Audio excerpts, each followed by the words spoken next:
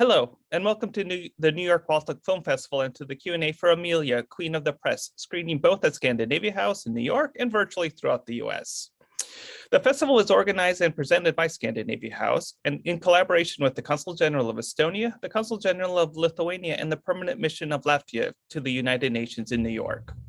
Financial support for the festival comes from the Estonian Film Institute, the National Film Center of Latvia, and the Lithuanian Film Center, with additional sponsorship by the Lithuanian Cultural Institute, the American Latvian Association, LV100, Printful, BBLA Cultural Fund, and the Lithuanian Foundation, as well as the Embassy of Latvia in Washington, D.C. Moderating today's talk is Julia Rosicki, the head of programming for the film festival. Julia has worked as a film programmer at festivals all over the world, the Tribeca Film Festival, the Stockholm Film Festival, the Baltic Sea Docks in Riga, and the New York Baltic Film Festival. In 2016, Rosicki was honored to be on the jury of the Latvia National Film Awards and participated in the pre-selection committee the following year. So please welcome Julia. Hi, everyone. Welcome and thank you for watching Emīlija, Queen of the Press at the New York Baltic Film Festival. Today we have with us director of one of the two episodes you've seen, Kristīne Želve, and we have actress Guna Zarina. Kristīne is actually an alum of the festival and participated in 2018 with her film Media's Journey. And Guna Zarina is one of the most well-known actresses and most prolific actresses in Latvia. So thank you both for making it to our online Q&A. And to warm us up a little and get us a little acquainted with the project, I'd like to hear how both of you got started. How did you get involved with Emīlija? Okay, maybe I'll start all the long way in short. It was summer of 2020, year before. We were living here under pandemic. We were living in a lockdown, actually, like as we are living now, but for different purposes. Unfortunately, it was a time before vaccine, and all cinema industry was stopped. Cinemas were closed, industry was stopped, and then our film center came out with initiative to give money, to give a support for two mini series, for two projects, which are not let's say, which are not commercial or which are not just entertainment, but with two projects which are with some additional value, with some historical or artistical or intellectual background. And our company, we participated in this competition. Competition was quite tough, quite hard, because a lot of companies, film producers, they wanted to work and earn money and do their profession in this lockdown time.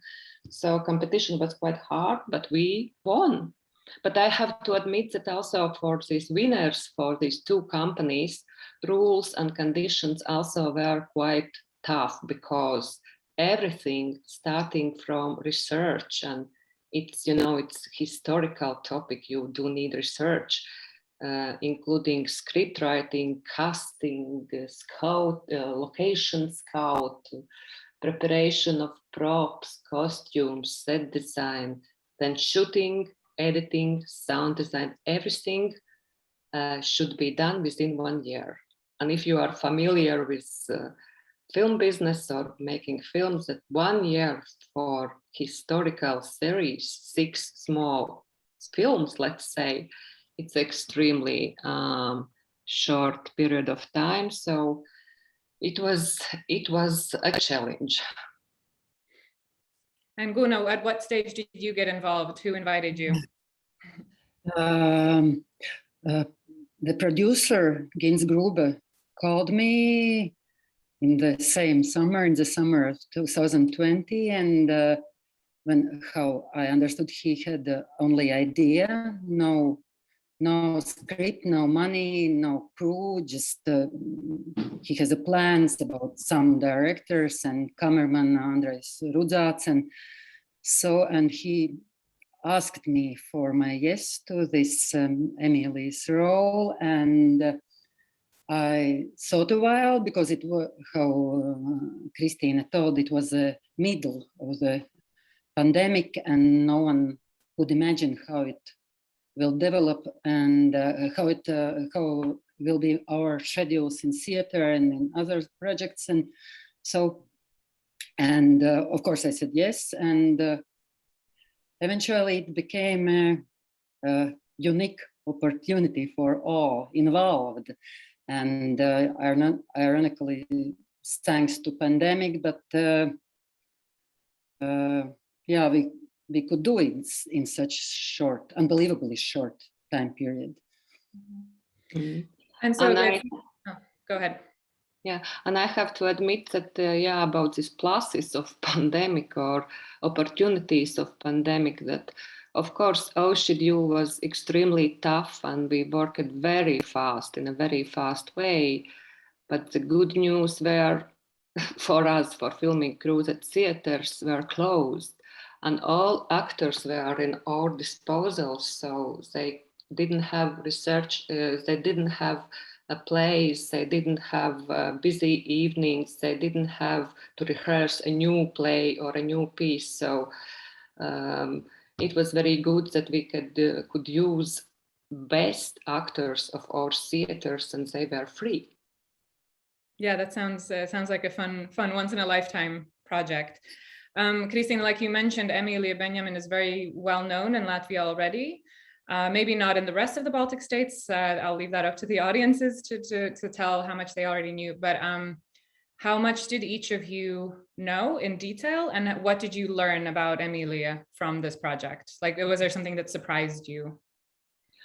Yeah, Emīlija Benjamin, I would say she's extremely well-known character and well-known person. I have to tell a small history or a short history of this character because she was one of the most prominent women of pre-war Latvia. She was one of the first business women, and she was influencer of press and influencer of fashion. She was fashionista, and she was one of the wealthiest, or maybe even the most wealthiest woman in pre-war Latvia. And during Soviet occupation, and I'm a child of Soviet time, I was born in 1970, and it was Soviet period and Soviet occupation, and it wasn't accepted to speak about this history, which was before Second World War. But almost in every family, there were these magazines, atpūta, or let's say leisure, maybe in English, these copies of the magazine, and people still in Soviet time used to read and reread them and keep memories about this independent state of Latvia and about how it was before, and all the legends, how it was before Soviet occupation. So name of Emīlija Benjamin was I knew her, I knew the legend of her. I knew this legend, how the prince proposed her fate in Siberia in a deportation. No one speaks about this in so-called official history or official narrative, but it was live legend in all families. So I would say she's a legendary person. Mm-hmm. And when we started to research her more deeply, working on this mini-series, of course, I get to know a lot of historical facts. Maybe I didn't know. I also saw, and we find also, let's say, her other side, because of course she wasn't an ideal woman or ideal person. She had her dark side as well, as we all have.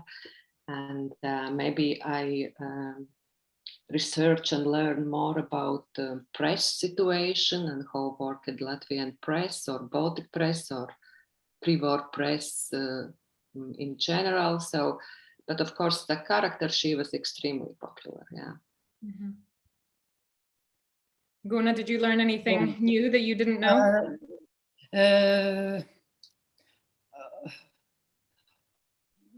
Of course, every Latvian knows something about Emīlija, as Kristīne said, and during filming also on the set, our extra in our film wanted to tell some and it was important for them to tell some his family, his story about Emīlija, and everybody has some relative who was in some relationship with Emīlija, or her house, or her house workers, and so, and of course I got to know many new things about, and as Kristīne told about this not so nice side of Emīlija also, but I think the best way how to get to know Emīlija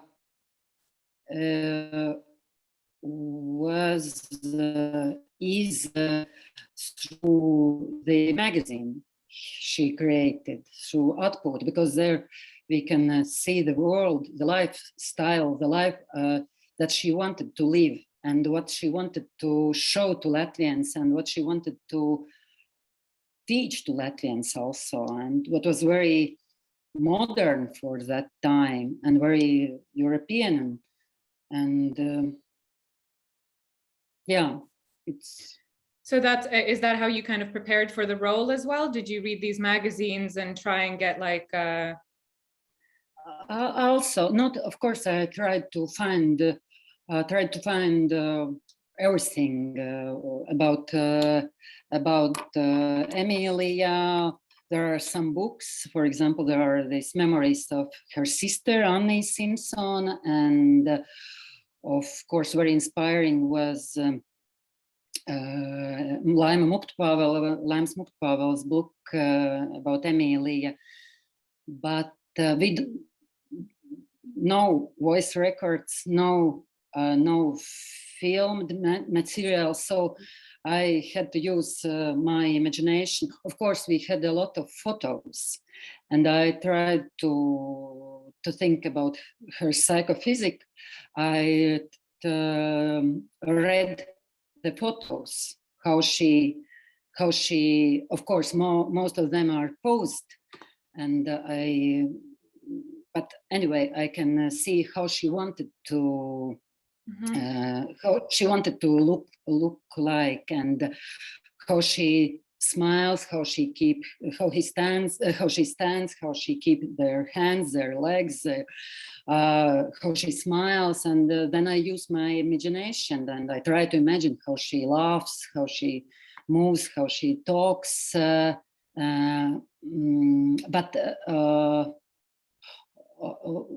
of course, when we started to film, I forgot about Emīlija, and I just tried to be that ambitious and very influential, very influential and powerful and gifted and creative and brave and unapologetic,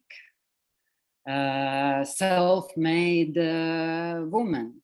And yeah, and what I, for example, a rumor for me, it was very inspiring.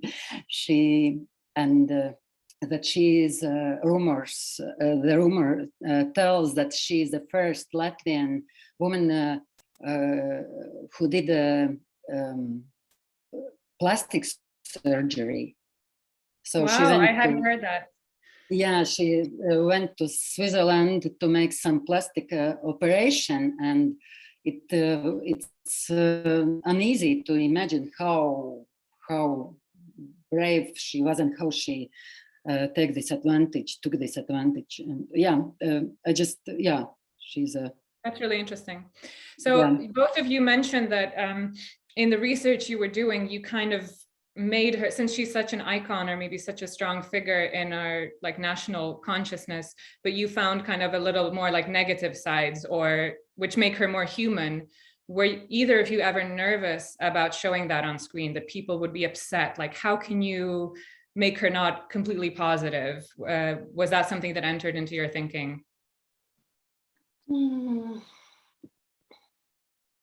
I couldn't say that we discover her, as I told, these dark sides, because Some of them, I think, were quite well known if you had interest about her and read about history and about her figure in history. So I couldn't say that we were first who discovered it. Maybe we were first who said it aloud or louder than others, because cinema is extremely popular genre, and it's a big difference if you do historical research or if you are doing television miniseries. But I think that we were not afraid. I think that it was for me. It's always most interesting, and I also think about the viewers. It's more interesting, and also I would like to say more healthy for him to see that all these people are hero and even adored people. They are not monuments. They are lived people, and they are making their choices. And sometimes these choices had some balance on some ethical. Or morality or so they are live and they are not made from papier mache or from pure gold. Yeah, and that's also for me, that's why it's interesting. It was interesting to play the Emily and to thought about her, because she's very, very controversial and very, very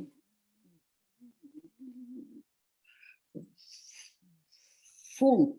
She's a complete person. She's not a simple character. She's not just black or white. She's a very, very bright and colorful person. Yeah, one of the things I felt that made her very, very human was her relationship to her assistant / friend, Berta. Guna, can you talk about working with the actress Baiba Brocka, and Kristīne, maybe in your episodes, what did you try and do with this relationship? Did you have any input in how it was going to develop? Either of you. Yeah, Guna, maybe you can start. I can start because I guess that we are very good friends and very good colleagues with Bob.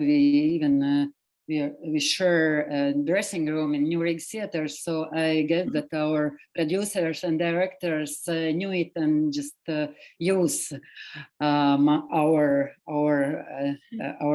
good relationship, and but it also. It helped, of course, and it was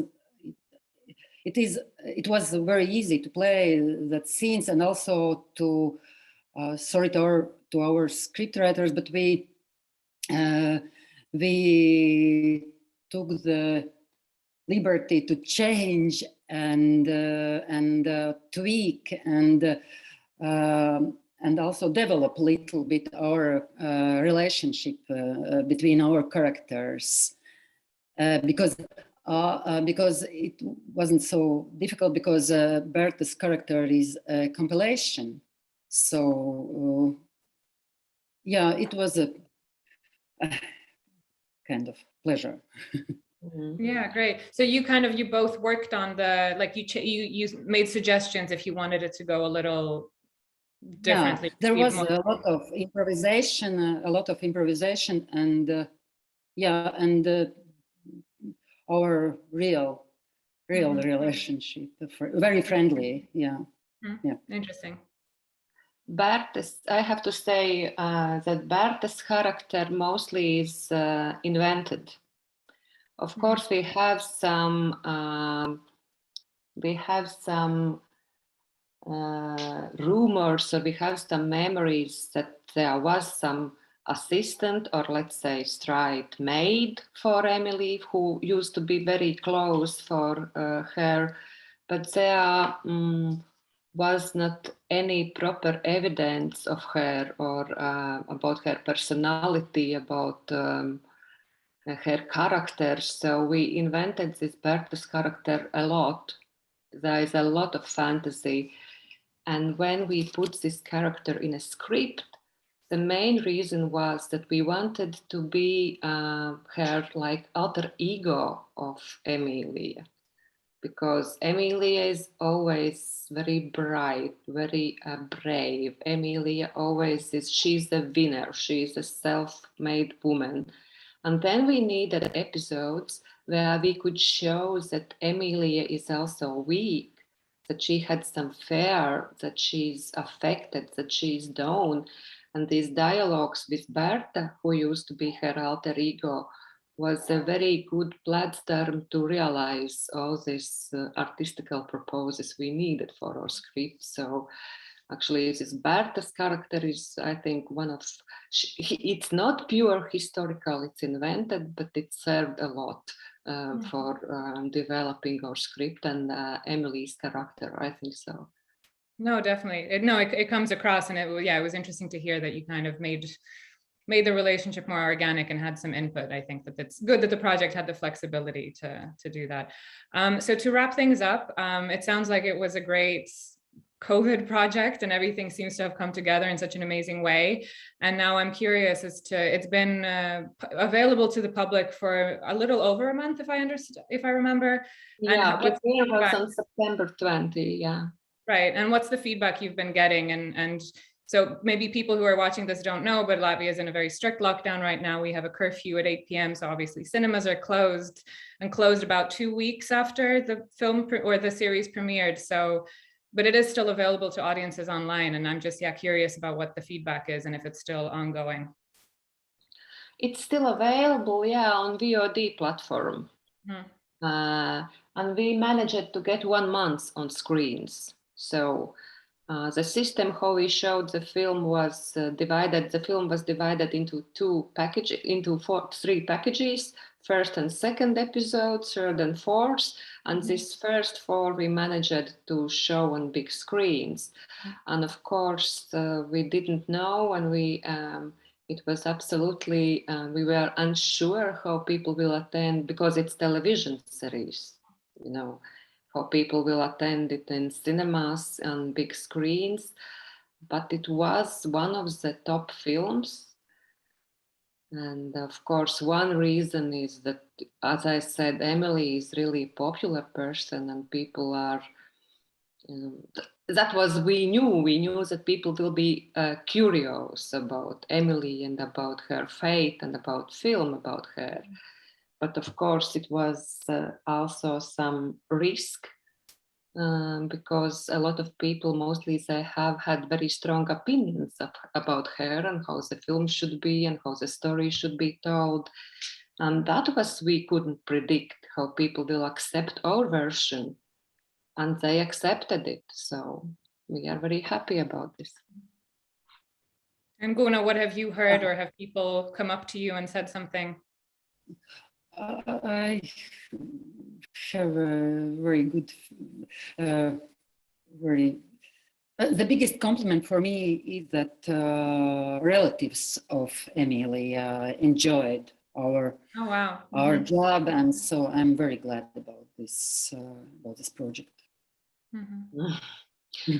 I loved the commentary from, I do not remember which one relative, but the commentary was, Emily, she wasn't so clever and so splendid as you are showing her in the film. Really?